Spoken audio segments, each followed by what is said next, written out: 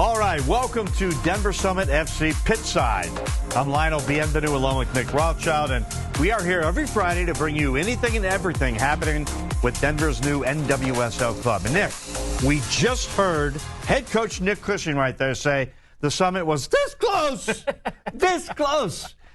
Two defensive mistakes away, really, from knocking off the league's top team in Utah last weekend. Yeah, I'll take that one step further. On the day, they were better than Utah. They had more possession, better scoring opportunities, and just to the eye test, they looked like the club that was fighting at the top of the table. So in talking with head coach Nick Cushing this week, I wanted to find out what he took away from losing another game they probably should have won.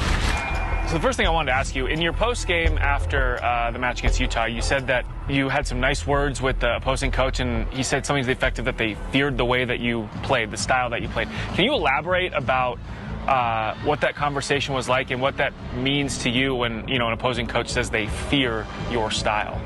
Yeah, it's nice to hear. It's sort of a little bit bittersweet when you don't get a result. But I think when I think logically about the progression that we're making, the style of play, the attacking volume that we're creating, the way that we're getting the ball down on the grass and we're playing football and we're showing the sort of intensity and attacking intent that we have, I think you could see that across all of our games. We're still early in the season, though, and the idea that you came in and sort of set the tone about wanting to be an attacking club, and teams are already starting to feel that. Does that make you or give you confidence that your message is settling in and the team gets what we're trying to do on the pitch? Yeah, I said to the team this morning, in the way that I watch the game, I watch the game in goal chances and goal opportunities, and in simple terms, a chance is something you should score, an opportunity is something that you can score. We were 6 chances and 3 opportunities to 2 chances and 2 opportunities for Utah. It's a game that you should win, and the 2 chances they had were unfortunate mistake from Ava and the penalty. So that's the type of game that I believe if you play 9 times, you'll win 8 of those. So it's an area of mentality and an area of the character of the group that we've got to continue to hone and continue to progress. That's sort of the negative side of the match. The play from Delaney to Yaz, an unbelievable offensive effort there. How much would you like to see Delaney step forward maybe a little bit more so that can happen more often? Definitely. I think for us, I see the wins or the top performances are our identity is a huge part of it.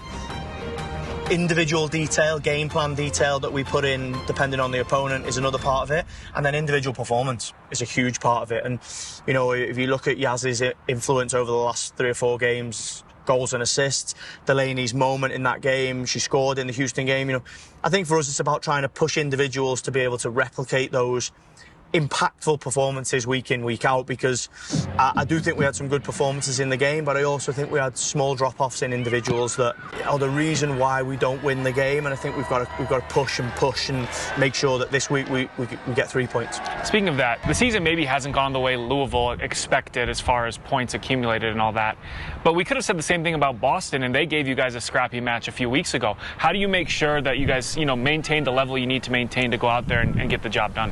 Yeah, we can't underestimate anybody, especially on the road. Louisville will be difficult. They will be scrapping and fighting for every point. They lost their last home game. So similar to Boston, we know we're coming up against a team that are hugely motivated to finish this part of the season strong. I feel like you've dominated almost every one of your road games. What do you attribute that ability to? Is it just team camaraderie that you guys can go on the road and be the better side so consistently? I think it's the attacking mentality of the team. I think it's not changing the way that we play and not changing our mentality home or away. I think we want to be a team with the ball. We want to create a lot of attacking volume, and that is through our attacking and defending phases. So there's an element of possession. I was pleased in Utah, 60% of the ball. Like I say, 6 chances, 3 opportunities. Has to be the same in Louisville. They're going to bring us some challenge and they're going to cause us some problems, but the solutions are within the identity and the game model that we have. Denver Summit Road Warriors. Yeah, I know. It hasn't exactly produced a bunch of points just yet, but playing well on the road is a huge asset to Cushing's team, especially as an expansion side. It's usually the hardest thing to learn, right, Lionel? Going into hostile territory, but they already seem totally comfortable away from home, and that's going to be put to the test again this week. Yes, that next road match happens tonight at 6 o'clock in Louisville. The Summit has one more match before the World Cup break, and that's against the league's worst team so far, Racing Louisville. Nick, they're at the bottom of the standings with just one victory and 7 points in their first 10 games. Okay, we already did this with Boston a few weeks ago, right? They were hapless through their first 6 matches of the season. Then they pulled off an epic comeback and beat Denver 3-2. Racing Louisville haven't seen the results so far this year on the pitch, but it's not like they're getting blown off of it. A few weeks ago, they beat Sophia Wilson and the Portland Thorns 3-1, and they've scored 15 goals through 10 matches, one fewer than our own Denver Summit. Emma Sears is as dangerous an attacking force there is in this league, but the problem is their defensive structure is about as leaky as that shower in Manchester by the Sea. Oh, yes. Louisville gives up nearly 2 goals per game. That's second most in the NWSL. Suffice it to say, the Summit will have plenty of chances to score. They got to convert those chances. That is the key. Yeah, Nick, so the league standings, it's a yo-yo every week. The Summit was in 7th place after those 2 wins in a row, then dropped to 12th after the loss to Utah. But, again, they're only 2 points out of the 8th spot right now, the final playoff spot. And there's so many games left to be played. But, Nick, getting a win in 3 points into the World Cup break, crucial for this Summit team. Yeah, remember what happened heading into last break? They dominated Seattle on the road but walked away with a 0-0 draw. And so, yeah, there's a heavy emphasis on finishing this block of games on a high note and heading into summer vacation with a smile. All right, it's time for a break, but when we come back, we'll connect you to another Summit player as we introduce you to rookie Natalie Means, who's come in right out of college and made an immediate impact, and she's got a huge support system that helped her get there. That's next on Pitchside.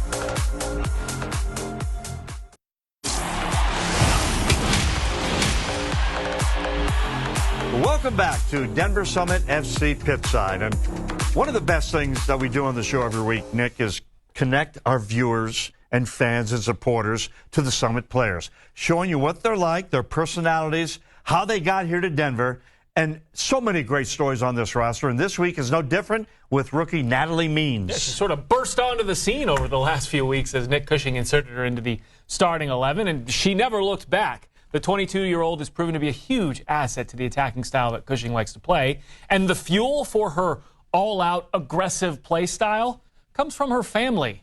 And they're anything but mean. Natalie Means business today. Every day was a good day.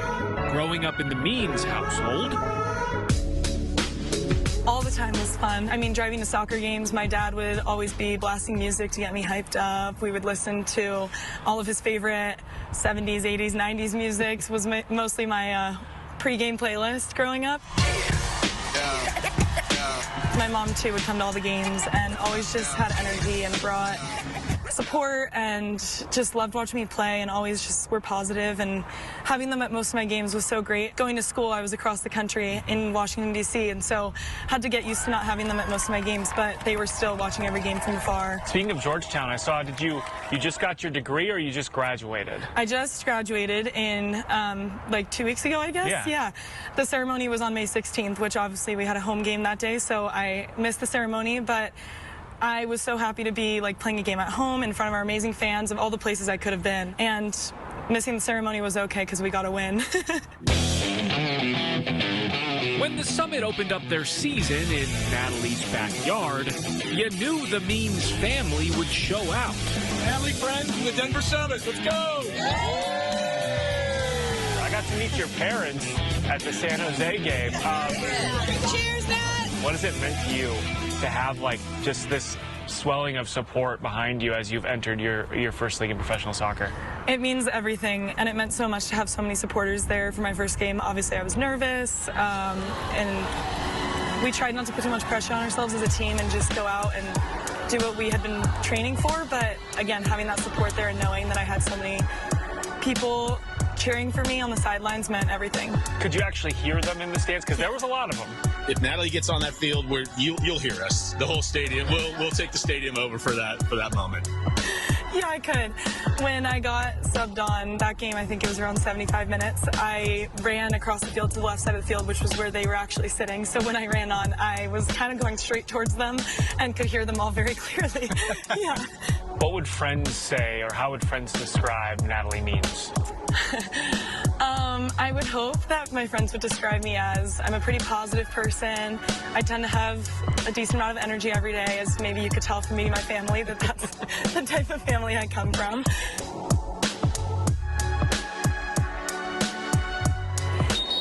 All that energy and positivity has helped vault Means into Denver's starting lineup, a role she was ready for, thanks in part to her roots. Even when I was playing maybe 20 minutes a game, I was still confident because of the people around me. I'm here and playing at the highest level. I'm here for a reason. So I'm just grateful to be getting the opportunities, and even if I'm not in the field, just doing whatever I can to help my teammates and team win. Means had a couple golden opportunities to score last week. That would have been her first NWSL goal. She told me she is desperate to get on the score sheet. And with that family cheering her on, I have this sneaking feeling that this is the week she becomes the first rookie in Denver Summit history to find the back of the net. I can relate to her dad so much, being a sports dad for my kids, myself, in the stands screaming. So good. Now, we met the rookie Devin Lynch last week, another player who just graduated from college, Nick, got her degree from Duke, stepped right into the biggest stage in women's soccer. These young players like Means and Lynch are only going to get better with experience, and that makes the future so bright for the Summit Duke for years to come. Georgetown, my goodness. These young women are setting themselves up for great careers on and off the pitch. Yeah, no doubt. And that leads us right into our next segment. We are going to meet more of the rookies on the Summit roster with an informal, behind-the-scenes conversation between teammates. You're going to love this one, and it's coming up next on Pitchside. Well, welcome back to Denver Summit FC Pitchside. And Nick, we have done so many great stories on the Summit players so far. This is our 12th episode of Pitchside tonight. We've had 12 great features. But I mean, this is what the show's all about, introducing you, the fans, supporters, to the players that you see on the pitch every week, giving you an inside look into their personal lives and some of the most interesting, amazing, and inspirational stories off the field. Well, our jobs have been easy because this team ain't lacking stories, right? Personalities are great. They're great people. It makes it so much fun to cover them. And who can forget meeting young Tosh Flint alongside Nick Cushing when they were back at Manchester City? Cushing still had hair. Long time ago. Plus, all the Colorado women coming to play for their hometown team and having their dreams come true. It's tremendous. They are tremendous, and really, we're just getting started.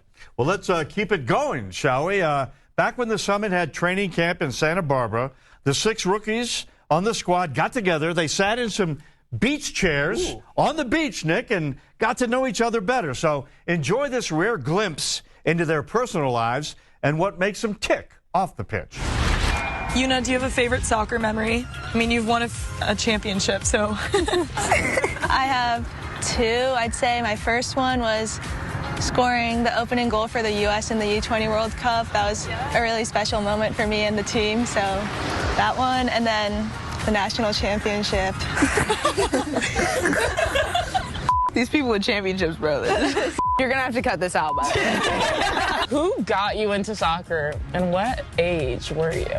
I mean, my dad or my parents put me in a small little rec league with my brother at, I don't know, maybe 5 years old. My parents put me into soccer at like 5 or 6. I think I was 3. My parents, they just threw me in there. My dad actually missed the first year of rec league sign-up, so joined a year late after I'd already played some softball. But yeah, I ended up loving it. I think I was 4, and my parents just threw me in there too. Yeah.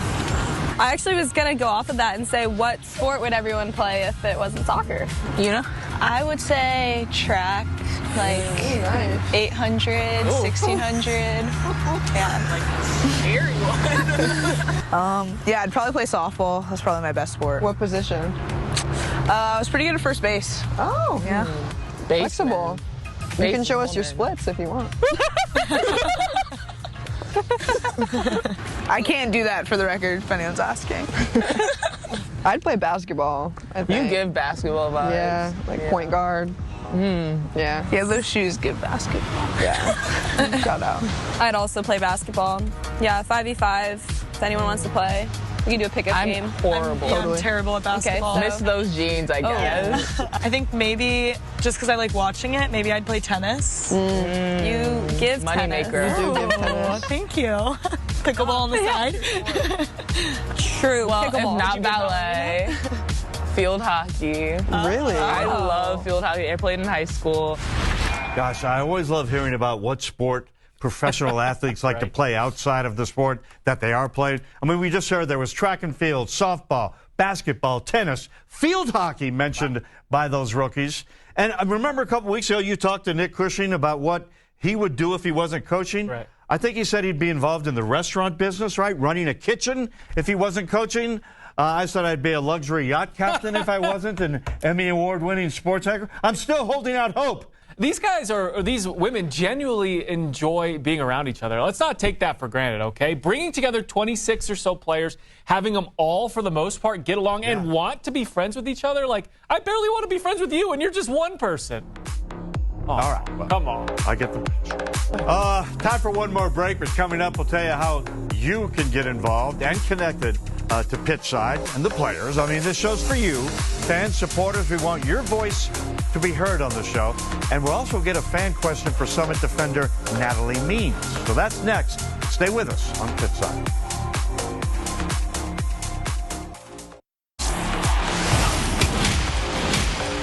Well, welcome back to Denver Summit FC Pitchside. I'm Lionel. Bienvenue, along with Nick Rothschild. And Nick, tonight's match against Racing Louisville at 6 o'clock, we talked about the importance of getting a win in 3 points, making it so much better going into the World Cup break. But again, as we said, the Summit can't look past anyone right now. No, I have no doubt the Summit will be able to score in Louisville, or have a chance to score, rather. But I'm really more interested to see if they can shore up the defense a little bit, cut out those critical mistakes, especially in the box. Maybe earn Abby Smith another clean sheet. A resounding victory like that would do wonders for team morale as they head out to, I don't know, Turks and Caicos, the Bahamas, wherever they're going to go vacation. 1, 2, 3, Cancun! Yeah. All right, again, a reminder, Pitchside is your voice for anything and everything you want to know about the club. Scan the QR code on your screen right there. Let us know what you'd like to see on the show, or if you have any questions you want us to ask the players or Coach Nick Cushing. Yeah, this week we pulled a pretty sweet question for you, and I took that question directly to Natalie Means. Favorite ice cream flavor? Mint chip. No Always, doubt? No doubt, yeah. Explain why you like eating toothpaste ice cream. Toothpaste. I'm not sure. I love, like, especially when it's fresh mint flavor. Like, I love that. And then I love when there's a crunch of the chocolate chips, and sometimes I'll add sprinkles, too. I'm sorry, Natalie, but it does taste like toothpaste. Come on. There you go. Who knew? Yeah, toothpaste ice cream, not for me. Nick, I got to say, Ben & Jerry's fish food, right? All right. Chocolate, caramel, marshmallow, all swirled up in a beautiful and delicious mess. Can't beat it. Can't beat it. That's a good one, Lionel. In general, I'm a cookies and cream man, but if you want to go more specific, if you haven't tried the banana pudding ice cream from Trader Joe's, I need you to wait for the show to end, calmly proceed to your car, and navigate to the nearest Joe's and pick some up. It'll change your life, and I don't say that lightly. Calmly proceed. Calmly. All right, Nick, that's all for now. But tune in to Pitchside every Friday right here on Denver 7. Even during the World Cup break, we'll be here to bring you everything happening with the Summit FC. So we'll see you next week. Go Summit tonight in Louisville. Together we climb, and have a great night. We'll see you next time.